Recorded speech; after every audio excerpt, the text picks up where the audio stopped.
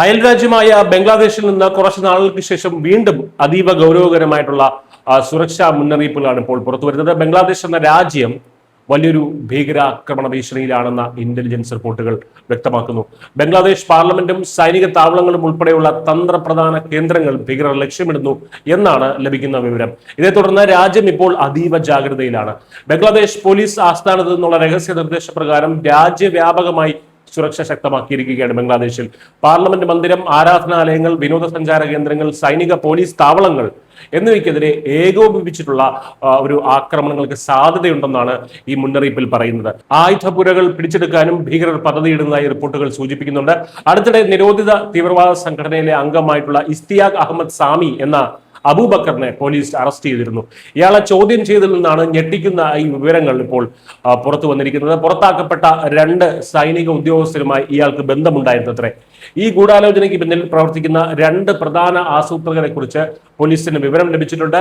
ഇവർ ബംഗ്ലാദേശിന്റെ സുരക്ഷയ്ക്ക് അതീവ അപകടകാരികളാണെന്നാണ് ബംഗ്ലാദേശ് പോലീസിന്റെ വിശേഷണം. കഴിഞ്ഞ ഓഗസ്റ്റിൽ നടന്ന ജൂലൈ വിപ്ലവത്തിലൂടെ ഷെയ്ഖ് ഹസീന സർക്കാർ പുറത്താക്കപ്പെട്ടതിന് ശേഷം രാജ്യത്ത് തീവ്രവാദ പ്രവർത്തനങ്ങളിൽ വലിയ വർധനമാണ് രേഖപ്പെടുത്തിയിരിക്കുന്നത്. നമുക്കറിയാം, ഒരുപാട് സംഭവങ്ങൾ അത്തരത്തിൽ അവിടെ ഉണ്ടായിട്ടുണ്ട്. മുഹമ്മദ് യൂനസിന്റെ നേതൃത്വത്തിലുള്ള ഇടക്കാല സർക്കാർ വന്നിട്ടും അവർ തീവ്രവാദികൾക്ക് അച്ചാരം ചെയ്തു കൊടുത്തു എന്നല്ലാതെ മറ്റൊന്നും അവിടെ ചെയ്തില്ല. അതിനുശേഷമാണ് ഈ ഒരു കഴിഞ്ഞ ഫെബ്രുവരിയിൽ പൂർണ്ണമായും ജനാധിപത്യപരമല്ലെങ്കിൽ പോലും ഒരു തെരഞ്ഞെടുപ്പ് എങ്കിലും ആ രാജ്യത്തുണ്ടായത്. ഹസീനയുടെ അവാമി പാർട്ടിയെ നിരോധിച്ചുകൊണ്ട് നടത്തിയ ആ തെരഞ്ഞെടുപ്പിൽ താരിഖ് റഹ്മാന്റെ ബംഗ്ലാദേശ് നാഷണലിസ്റ്റ് പാർട്ടിയായിരുന്നു വിജയിച്ചത്. എന്തായാലും ഇപ്പോൾ അവിടെ ഏറ്റവും ആശങ്കാജനകമായി മാറിയിരിക്കുന്ന ഒരു കാര്യം എന്താണെന്ന് പറഞ്ഞാൽ പ്രക്ഷോഭ കാലത്തുണ്ടായ ജയിൽ ചാട്ടങ്ങളാണ്.